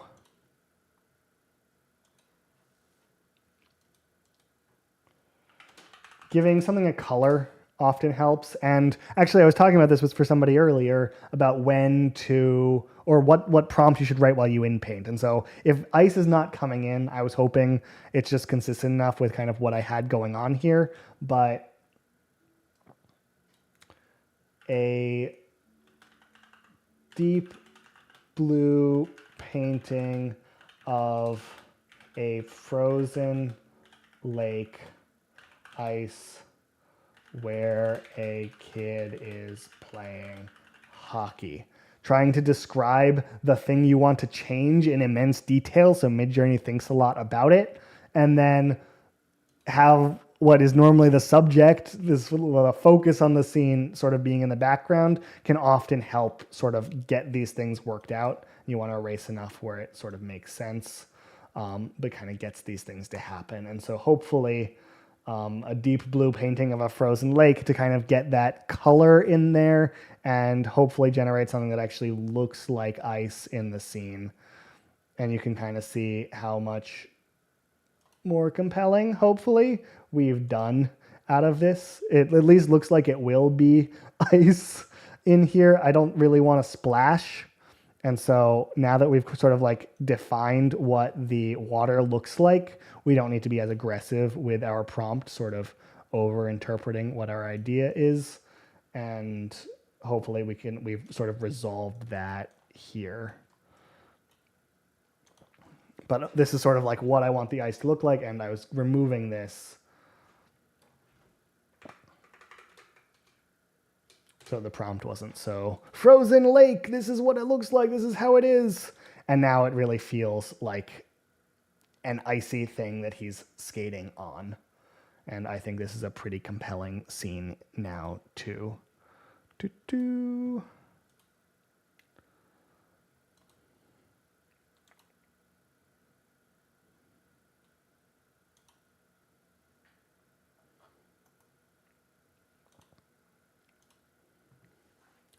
A few I can upload. Yeah, this doc one didn't end up here. This guy didn't end up here. And you already are here, so that's pretty much good. Sorry, I need to keep my mic in place so you guys can always hear me. Hopefully that's not too loud. But yeah, making progress on sort of defining how this is looking. 90% of these are maybe from here. I think I got up to here before I sort of started the stream. I missed the beginning. What are you trying to achieve? A kid's storybook? I'm trying to achieve a mood board that helps create a style consistently. And so this mood board that I'm calling Magical Realism is a style of image in theory that I want to be able to recreate every time I generate anything to make it easier to generate something like a kid's storybook. And so if I wanted to create a character in this style, often if you just use sort of a basic prompt to describe your style, there's so many different things that can happen. And I'll sort of back up a little bit because I think it's going to be interesting to some people. But sort of when I start, before I have a mood board in place, there's just so many ways that can interpret, like painted, right? And kind of like if you're sort of, before you're using, when I'm using my global profile, to make something feel like a scene and to feel expressive and painted, and also to have a character in here, it's like painful. You like write a complicated prompt and it sometimes helps and it sometimes doesn't. And having a style in place that Midjourney can reference whenever it's creating something else, it doesn't do something else each time, right? Like you sort of have, oh, this looks like I say it's hand painted, but it looks like it's like color pencils. Or I say it's acrylic cell shaded, but it looks, like it's been paint has been dabbed on with some wet watercolor technique that isn't quite the same. And so by using images to define the style, you can make it more clear. And I find that mood boards are one of the coolest features Midjourney has added, because you're able to get really, with enough reference images and a diverse enough pool of reference images, you can get really compelling styles that actually can work on almost any prompt. And, like we haven't kind of gotten to the point where I think it happens, but I've sort of been defining this style here. And now if I type astronaut and I spell it reasonably, or I type pirate, right? So sort of like test and see what happens. See if I type dog going for a walk in the woods, it's at least to some degree, without any details about the style, landing on kind of the right answer. And then if I can kind of add to that by, okay, hey, this is just about perfect. And even though these aren't, I can make sure this is included in the mood board to really make sure that it's able to recreate the style a higher percentage of the time, even in sort of diverse situations. And so this is a cool one. I don't think I really want to give the mood board this time period because I sort of want it to be modern day. But actually, the astronaut is a cool one because it's like, hey, maybe you want to be able to like go to space in your story. And this is now sort of a modern day situation, but it's kind of a kid for a children's book. And that's sort of the theory of, hey, this is a painted style that works well in a children's book, and having a mood board to help you get there just makes it a lot more consistent and a lot more effective, so that you don't just, hey, I generated a cool image that I really love, but the style is just wrong and I can't use it. And that's to kind of get around this. So that's sort of the plan here, and I've been working my way up to it. I don't know if we'll finish today. I have to go in about 25 minutes, so I have a little bit more time, but I can't go on forever. But I think as we narrow in closer and closer and really define the style, the images will start to come faster and easier, and we may find that we have to take out some of the images we have already. Even some of them now that I did early on don't really make sense anymore. Like, hey, this is a little too watercolor and it doesn't have the energy that I've been working on. What's the overall keyword look style you use for this style of art? Yeah, it's like these 6. We had it up a second ago. But what I've really been doing is this whole hour-and-a-half live stream, coming in on 2 hours in a little bit, is I've been refining it by adding more images to the mood board. So I am using the phrase magical realism. I think it's close to the idea. It's sort of a realistic painting in that I'm sort of trying to kind of stick to the natural modern world, but to add a little magical flair to it. And I mentioned a few things. It's like when I had my global profile on and sort of got things that were close, it was because I had mentioned these sort of things here. So beautiful hand-painted magical realism, children's book page, acrylic cell shaded, and colored line art. So kind of having this sort of combination of thing helped me get to the starting point for this image. And I promised early on, for those of you who are watching in the future or have been here the whole time, that I'd sort of talk about this early stage. And that's what this looked like, was I used words like that to try to land on this style. And even before I took kind of my first one, right, this is the top of the mood board, the first one, I'm like, good enough. I had kind of like generated a ton and sort of been working my way towards that name. And so some of them were close, and this was sort of cool, but it's a little too watercolory. And this one is a little bit too stained glass. And, you know, without having the mood board yet, it's hard to consistently get that style. But you can work your way into it and get closer and closer. And so it takes a certain amount of effort, but it seems worthwhile to kind of build the style out one image at a time so that you can actually get it one image at a time. And Boomer, I'll probably end up, like, when I hit this mood board and I like it, I'll probably end up talking about it on my channel and maybe like sharing it with people so that anyone can use the work that I've done and create things in this exact style. But there's not really one word that describes it at this point that I'm aware of. I think it's like, hey, this is close but not right. This is close but not right. This is close but not right. And the only thing that actually like gets us there is one image at a time, working our way closer and closer to actually figuring out our image. And you know, that's sort of why we do this, is why we build the mood board and why we create it. But yeah, I don't know why that happened, but I can kind of like keep going and say, hey, I want to create, here, I did a few more of these sports ones. I wanted to see if any of them were worth adding into the mood board. And he's close, but I want to see some more interesting. So I'm going to see if I can make this prompt a little bit better for this particular scene and kind of get there. Engaging scene where an expressive young character plays soccer on a soccer field.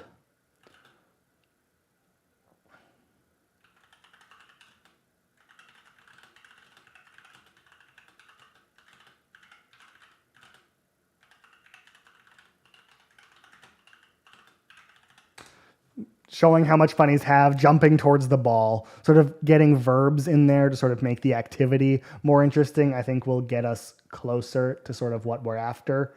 And I am hoping to actually see a soccer field here. I found the word whimsical great. Yeah, I think whimsical works well. I used it a ton in this other other style I had spent some time kind of working on. This is a very whimsical board, right?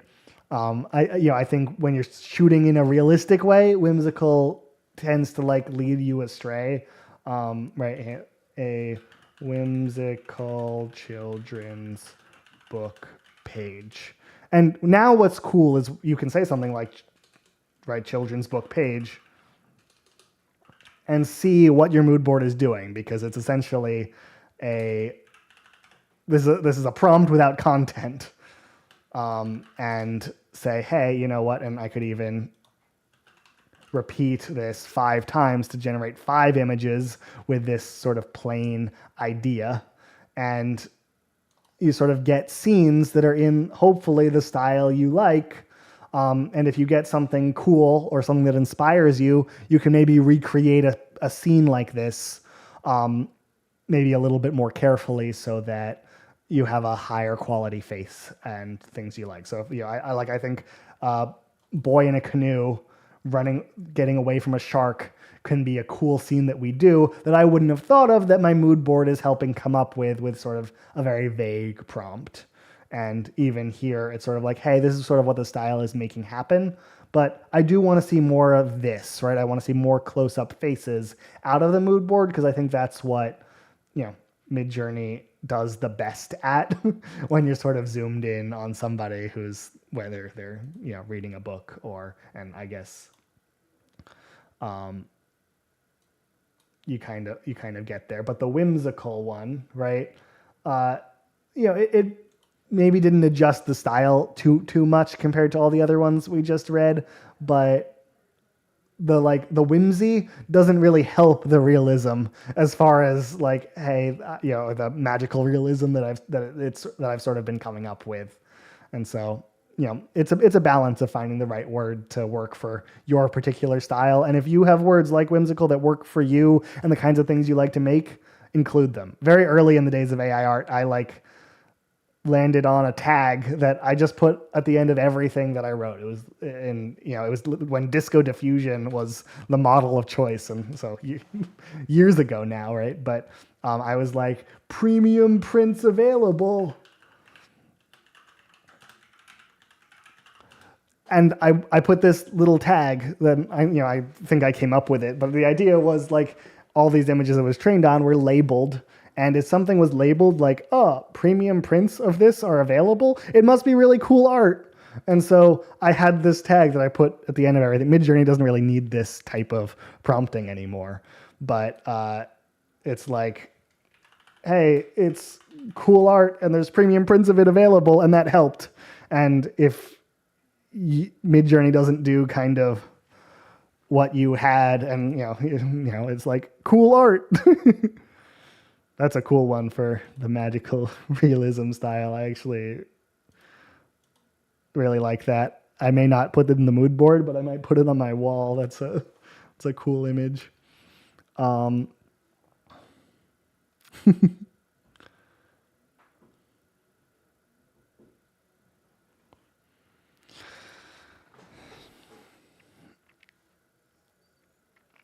But yeah, that's sort of the challenge of what goes on here. If I wanted to transform these kids into a neon 80s street scene, but keep the style, would you add 80s to your mood board? You could add 80s to the mood board, or you could describe in the prompt, right? Like tokens are pretty powerful. If you have a prompt written, you can use your mood board and adjust it based on that prompt that you've written, right? So it's like, oh, I want so what would you do? 80s street scene, neon 80s street scene.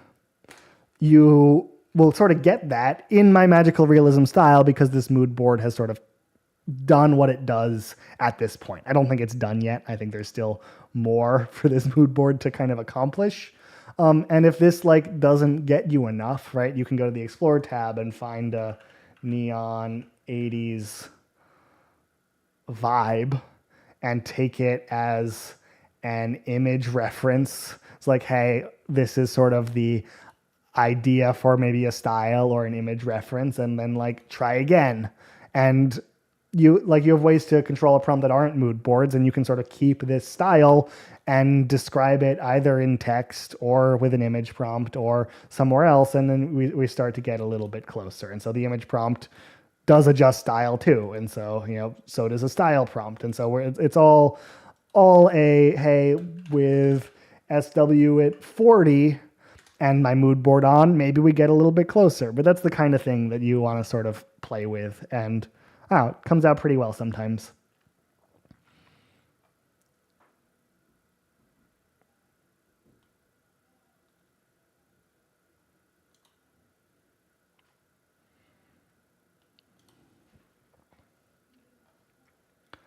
Here, where was I? I feel like I got myself distracted.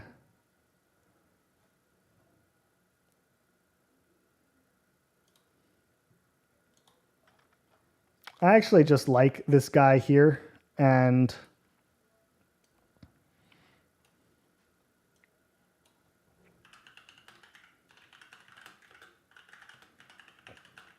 boy, watching a fish jump in the river, I think would be a useful thing. It's a straight on shot while he's kneeling down, so it may still contribute to my low angle problem that I'm currently getting with the mood board, but I think that's cute. I will clean up his whisker a little bit, but I think that came out pretty well for sort of what it is. I also tend to like the awesome, lots of permutations can drive you nuts. Yeah, that's absolutely true. And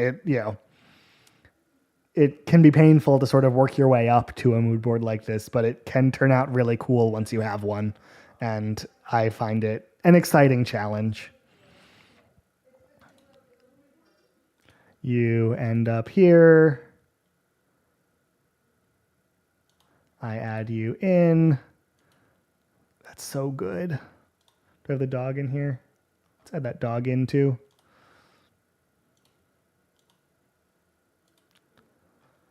And let's see if we can build that scene where there is a boy riding a canoe on a dark, stormy day.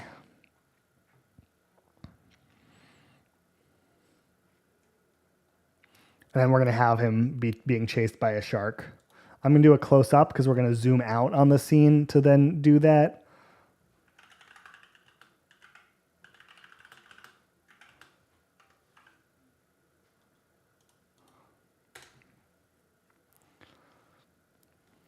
We're being inspired by this image here, and we're seeing if we can recreate something similar where we're not deformed like this. We could sort of do a remix strong and then take this prompt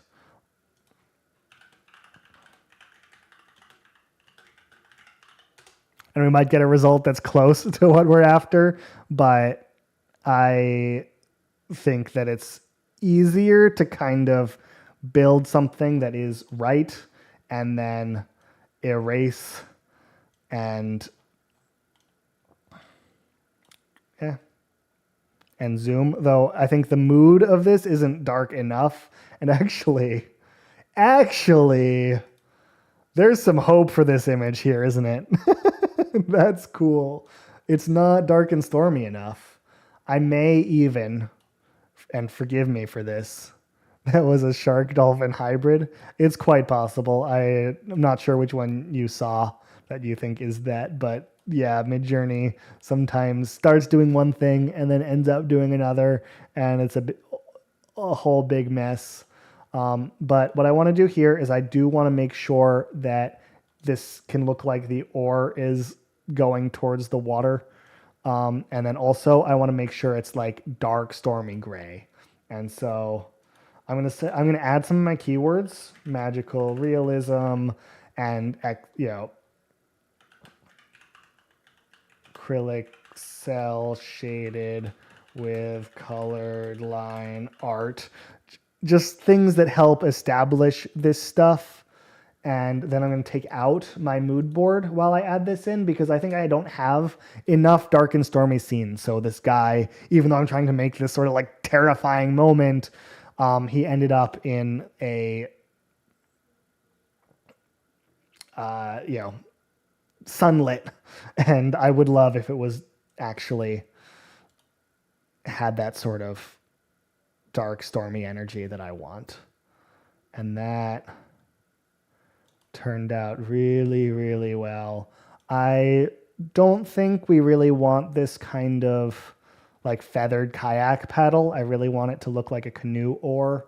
And so hopefully we can kind of make that happen in this erasing.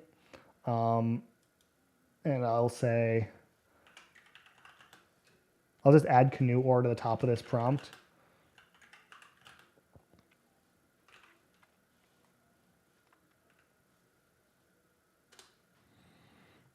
And see if we can kind of get there, because this is more stormy than I had it. And I just would like to not kind of go up that way. It's not bad. I actually don't hate it. I just kind of wished we could get it out of here.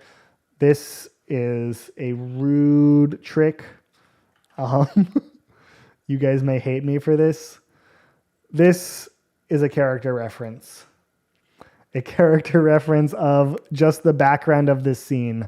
I'm using that character reference to erase something here, and I am basically just going to say clouds. And it may, this is a little bit overkill, and I think it's going to kind of mess this up, but character reference is a really strong controller of how something looks. And even though I'm fighting with this really hard, having a character reference of this can kind of align it, and I can sort of erase again. And we can kind of get to the point where behind him is just erased stuff. And now I want to kind of bring back the sort of ore-like vibe of this. Actually, even this method did okay at that. I'm gonna download this and take it and add it to my mood board. I think we won, guys. This like worked really well. Okay. The original looked like a happy fellow. Here, where were we? 1, 2, 3, 4. Yeah, he's having a grand old time. He's not afraid at all. Yeah. I really like that result though.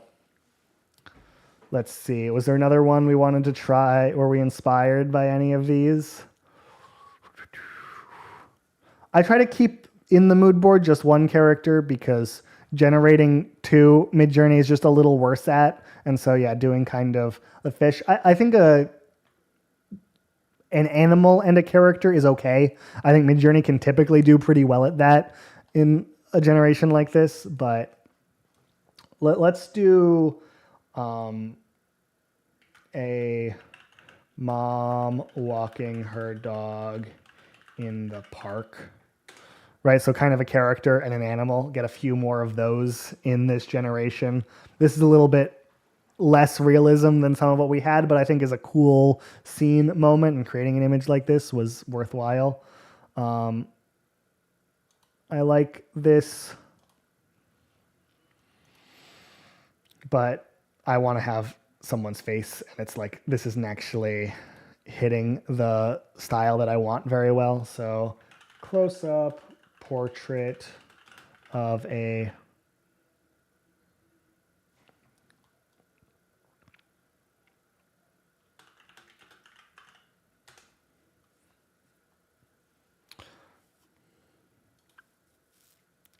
we'll start with this sort of like straight on moment. And actually these are a little bit too, like, this is just a little bit too smooth. I think I can zoom out some and regenerate this at sort of this depth, because I don't mind sort of the composition of this scene. I just don't want it to be, I don't want her like hair and skin to come out this smooth in the actual final result, because I don't think that fits the style. But a close-up portrait of a mom in a park walking her dog. And so we may not see the dog yet, but hopefully we can kind of, oh, she's holding somebody, and we can kind of, during this zoom out, get a little bit closer. And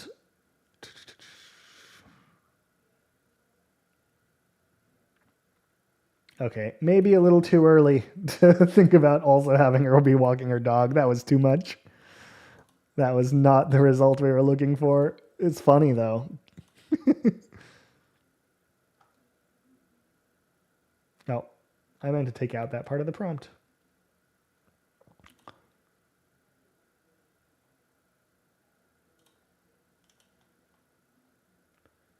Forgive me. I've been doing this too long and I got distracted. Here we go.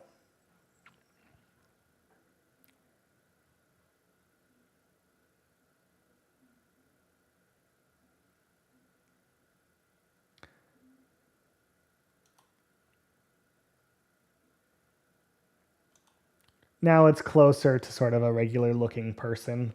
I obviously don't like that nonsense in the background, but I think at this sort of depth, I can erase the tree a little, but I think at this sort of depth, I like the result out of this. And now we can do walking her dog.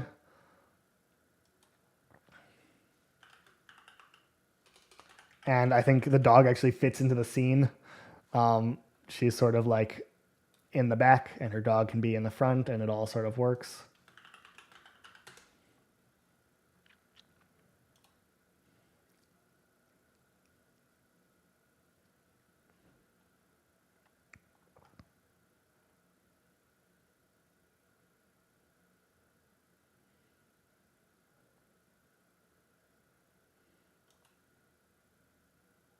That's a little aggressive. Let's see. I think the park has gotten busy by having trees up here. And I just sort of want very simple like answers to like, hey, how is this a park? What does this look like? And I think cleaning out some of the bottom parts of this will help that result happen. And then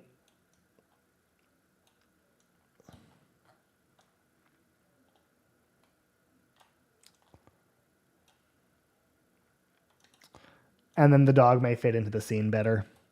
Again, just a theory. It's like when everything happened up here, we end up with a sort of messy scene because it doesn't really know what to do. It can't get this much detail back down, and then the scene starts to feel weird.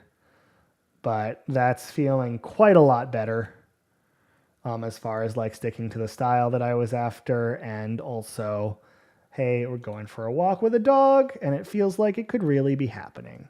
We are hitting low angle syndrome, but I don't mind too much because I think it's a cool scene. Let's get rid of the house. Let's not do both of these rocks. Let's just do the one rock. And let's give that a little bit more breathing room. And I think that result we'll be pretty happy with. We did jump up to 33 likes on the live stream. I appreciate each and every one of you who have taken the time to like the video. It means so much, and it like helps me out in the YouTube algorithm, helps more people find the stream. I know we're getting pretty close to wrapping up here, but this is like we've done a lot of really cool things today, really narrowing in on this style for a mood board, and I'm loving seeing this result. This dog is so close to being acceptable. That's just not it. And she actually is not bad. I think the leash is not really doing what it should, and so maybe we can kind of clean that up a little bit, but overall, we're getting there.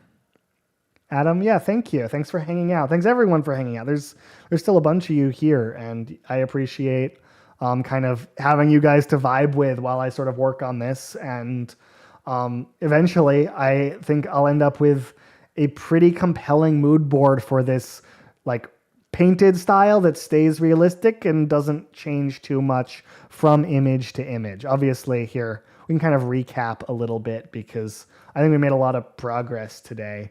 I think it will eventually be smart now that I'm getting kind of a pretty well-defined style here to go through and remove some things.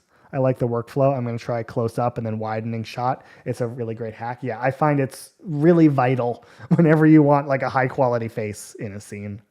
I think some of these, and we talked about it a little bit earlier, some of these don't really belong in the mood board. I sort of had them early on to help sort of guide the style, but now it's sort of leading to sometimes getting out of style results. And so if we can kind of remove some of the ones that don't line up that well, I think a lot of the early ones that actually I put in before the live stream started were that way. And then we sort of narrowed in on that style better, and the mood board started controlling these things to actually get pretty high, quite a bit higher quality results. Do I have some uploaded that I'm ready to do? No, I need to download some because I think we got a few ready. This one was pretty good. Let's see. There were a few, right? No, just that one? Just had the one? All right. Let's see. Building a snowman. I downloaded that. We did riding a bike. We did walking a dog.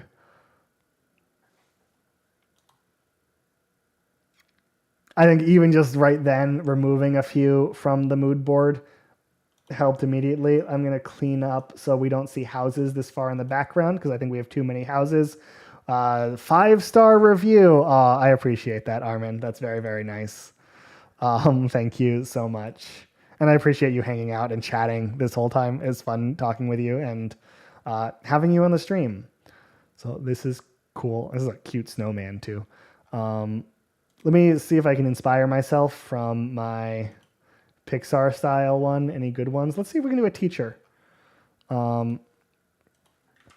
Angry teacher in front of a chalkboard. And I'm going to put the name of the teacher, Mr. Bloomberg, because I think it'll be written behind him on the chalkboard.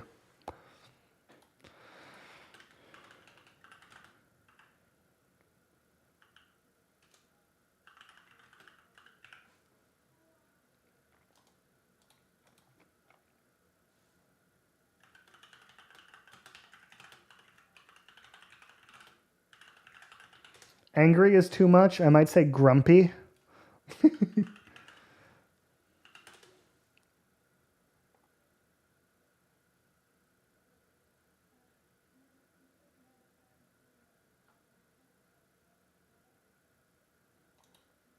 That's about right. We are still dealing with low angle syndrome. I don't hate it because I think it is somewhat compelling and interesting, but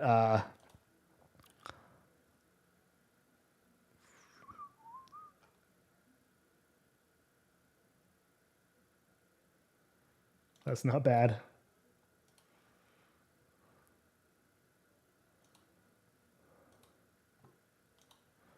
Upload these couple to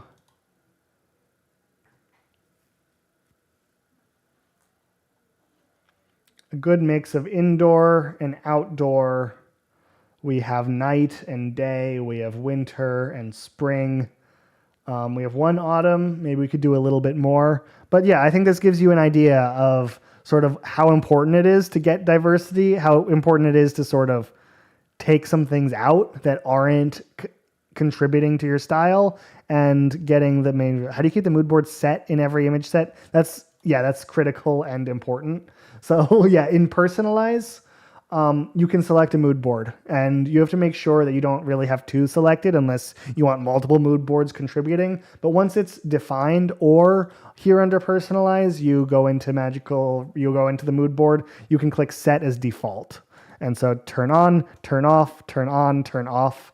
And so the mood board gets set this way. This code will change as I continue to add to it, but eventually, when it's all good, I'll share with you guys sort of what we've put together here and give you a chance to maybe play around with this mood board too. And if it's ready, I'll put a link to that in the description of this live stream, in case you're watching this in the future and you want to be able to use it. But yeah, thank you guys so much. I appreciate you watching. If you haven't seen my latest video about creating consistent characters, that was in the focus of a Pixar style, highly recommend it. I showed somebody earlier about sort of the main goal of that was setting up kind of a